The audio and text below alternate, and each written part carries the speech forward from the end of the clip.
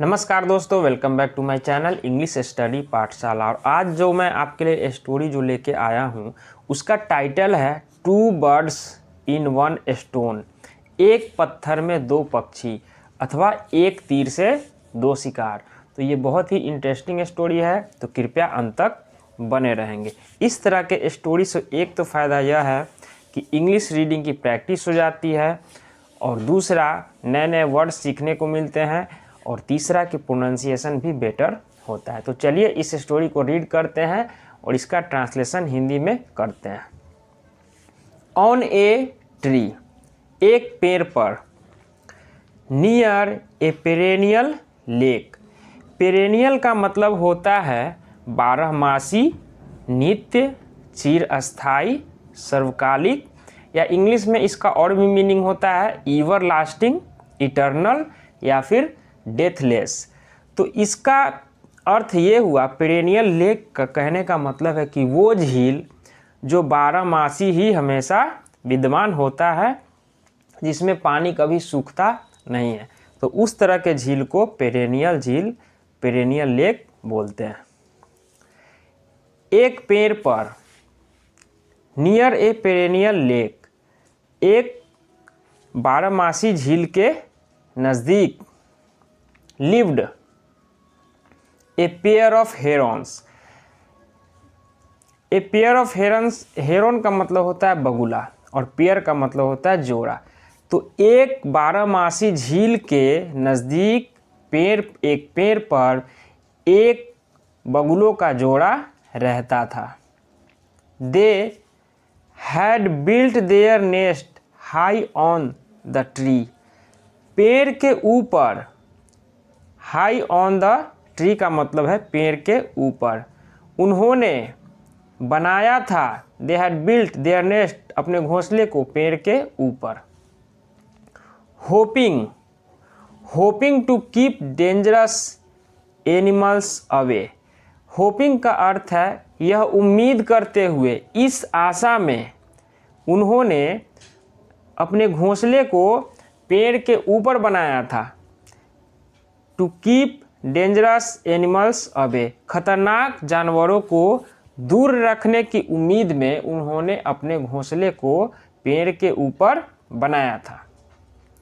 दे lead, ले का ये सेकेंड फॉर्म है। ले का मतलब होता है अंडे देना, और लेड है तो यहाँ पे अंडे दिए। दे लेड मेनी एग्स, उन्होंने अनेक अंडे दिए। And were waiting anxiously for them to hatch. Anxiously का मतलब होता है आकुलता से या फिर बेसब्री से, और हैच का मतलब होता है अंडे से बाहर निकलना। जो चूजे अंडे से बाहर निकलते हैं उस चीज़ को कहते हैं हैच। दे लेड मैनी एग्स, उन्होंने अनेक अंडे दिए। एंड वर वेटिंग एनेक्सियसली, और उत्सुकतापूर्वक बेसब्री से इंतज़ार कर रहे थे। फॉर देम टू हैच, उनके बाहर आने का बेसब्री से इंतज़ार कर रहे थे। बट अलास, लेकिन अफसोस, एक कोबरा, कोबरा एक सांप होता है, बहुत ही वेनमस स्नेक होता है, और इसको हिंदी में नाग बोलते हैं। कोबरा जो होता है, cobra is a highly venomous snake. Cobra बहुत ही ज़्यादा जहरीला सांप होता है। And native to Africa and Asia, Africa और एशिया महादेश में यह ज़्यादातर पाया जाता है।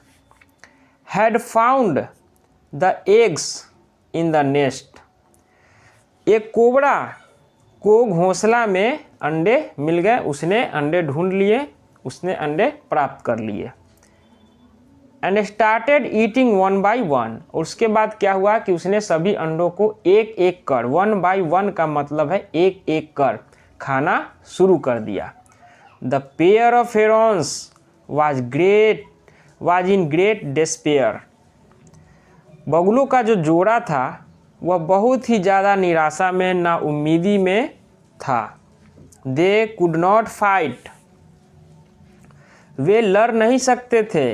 अगेंस्ट द बिग कोबरा, वे बड़े कोबरा के खिलाफ, बड़े कोबरा के विरुद्ध वे लड़ नहीं सकते थे। As they were finishing in the pond, fishing. As they were fishing in the pond, they were crying. जब वे तालाब में मछली पकड़ रहे थे तब वे रो रहे थे. A crab saw the herons weeping. एक केकड़े ने उन्हें रोते हुए देखा, बगुलों को रोते हुए देखा. He slowly came to them. वह धीरे धीरे उनके पास आया. And asked, और पूछा, hello friends, hello Mitra, can I know, क्या मैं जान सकता हूँ, द रीजन, उस कारण को, फॉर योर सैडनेस, तुम्हारी उदासी के कारण को क्या मैं जान सकता हूँ, उस केकड़े ने कहा उन बगुलों से. उसके बाद क्या होता है, ओह क्रैब, ओह केकड़ा, a cobra sneaks into our nest and eats our eggs. तब उसके बाद वे बगुले बोलते हैं कि ए कोबरा स्नीक्स का मतलब होता है चोरी छिपे जाना या चुपके से जाना. तो एक कोबरा चोरी छिपे हमारे घोंसले में चला जाता है और हमारे अंडों को खा जाता है. वी आर एट लॉस, हम बहुत नुकसान में हैं, हम बहुत हानि में हैं. What to do, to chase off the cobra, क्या करें, to chase off the cobra, cobra को दूर भगाने के लिए. द हेरॉन्स टोल्ड, और ऐसा उन बगुलों ने कहा. द क्रैब, केकड़ा, थॉट टू इटसेल्फ, केकड़ा मन ही मन सोचा, अपने आप में ही सोचा, I hate both the herons and the cobra, अरे मैं तो कोबरा और हेरॉन्स, बगुलों, दोनों से मैं नफरत करता हूँ. They both are a threat to me, और वे दोनों मेरे लिए खतरा हैं. Let me take my opportunity, चलो इस अवसर का लाभ उठाया जाए, ऐसा वह मन में ही सोचता है.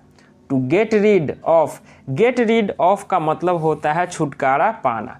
बोथ, उन दोनों से छुटकारा पाने का मैं अवसर, ये बहुत ही अच्छा अवसर है, चलो इस अवसर का लाभ उठाता हूँ, ऐसा वह केकड़ा अपने मन ही मन सोचा. The herons and the cobra at a single stroke, एक ही झटके में मैं उन दोनों से छुटकारा पा लेता हूँ, ऐसा वह मन ही मन सोचता है. तो चलिए इस स्टोरी में आगे क्या होता है आगे देखते हैं.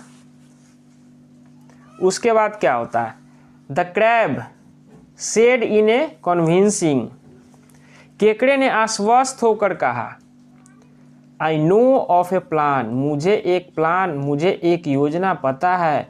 गो to the burrow of the mongoose and steal some of its food and spread it around the tree and up to the hole where the cobra lives. तब केकड़ा उन्हें आश्वस्त होकर के कहता है, I know of a plan, मुझे एक प्लान पता है. Go to the burrow of the mongoose, burrow का मतलब होता है बिल या फिर मांद, और मंगूज का मतलब होता है नेवला. तब केकड़ा उन बगुलों से कहता है कि नेवले के मांद के पास जाओ, and steal some its food, और इसका कुछ भोजन चुरा लाओ, एंड स्प्रेड इट, और उसको फैला दो, अराउंड द ट्री, पेड़ के चारों ओर, and up to the hole, और उस बिल तक, वेयर द कोबरा लिव्स, जहाँ कोबरा रहता है. The mongoose will do the remaining, जो भी बाद का जो काम है, रिमेनिंग का मतलब जो बचा हुआ काम, जो भी बचा हुआ काम है वह नेवला कर देगा. The herons left out to enact the plan, enact का मतलब होता है लागू करना. तो बगुले वहाँ से निकल गए अपनी योजना को लागू करने के लिए. They stealthily took some pieces of food from the mongoose burrow and spread them all around the tree and in the hole where the cobra lived. उसके बाद उन्होंने क्या किया, उन्होंने चोरी छिपे कुछ भोजन के टुकड़ों को, मंगूज के भोजन के टुकड़ों को चुरा लिया बिल से, एंड स्प्रेड देम, और उसको फैला दिया, ऑल अराउंड द ट्री, पेड़ के चारों तरफ, and in the hole where the cobra lives, और जहाँ पे कोबरा रहता था उसके पास भी नेवले के भोजन को फैला दिया।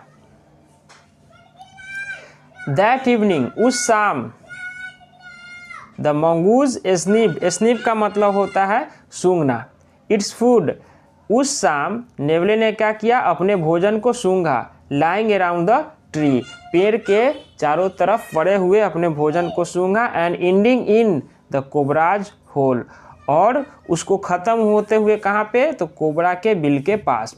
ही fought with the cobra and killed them, उसने कोबरा से लड़ाई की और उसको मार दिया। The herons were watching, herons देख रहे थे, द होल शो, पूरे दृश्य को, पूरे शो को बगुले देख रहे थे। From high up the tree, पेड़ के ऊपर से। अनोइंग दैट, यह जाने बिना, they were going to become the next prey, यह जाने बिना कि अगला वह शिकार हो सकते हैं। फॉर द मंगूज, यह जाने बिना वे पेड़ के ऊपर से इस पूरे शो को देख रहे थे। They were going to become next prey for mongoose, कि अब वे अगला शिकार बनने जा रहे हैं मंगूज के लिए। एज सुन एज, जो ही the mongoose killed the cobra, जो ही नेवले ने कोबरा को मारा, हिज अटेंशन, उसका जो ध्यान था, टर्न टुवार्ड्स द हेरॉन, उसका ध्यान बगुलों की तरफ गया। As they smelt of his food, चूँकि उसने भी उसके नेवले के भोजन को सूंघा था। The mongoose jumped and climbed up the tree, और नेवला कूदा और तुरंत ही पेड़ पे चढ़ गया। In a single sweep he caught the herons and killed them too, और एक झटके में ही उसने बगुलों को पकड़ लिया और उन्हें भी मार दिया। The crab was the one, और केकड़ा ही था, who really benefited from the show, और ये पूरे शो में एक केकड़ा ही था जिसको लाभ प्राप्त हुआ। तो इस कहानी में क्या मोरल है?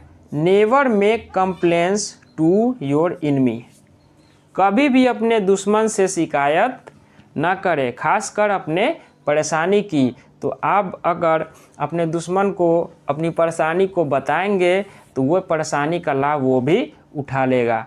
तो देखा आपने अपने दुश्मन से सलाह लेने का क्या परिणाम हुआ। बगुले के दुश्मन केकड़ा ने इस अवसर का लाभ उठाते हुए उसने अपने दोनों दुश्मन बगुलों और केकड़ा को नेवले से मरवा दिया। तो ये स्टोरी कैसी लगी आपको? अगर ये स्टोरी आपको पसंद आई तो वीडियो को लाइक करें, और चैनल पे नए हैं तो चैनल को भी सब्सक्राइब जरूर कर ले, साथ ही साथ बेल आइकन को प्रेस कर ले। इसी के साथ यह वीडियो समाप्त होता है। जय हिंद।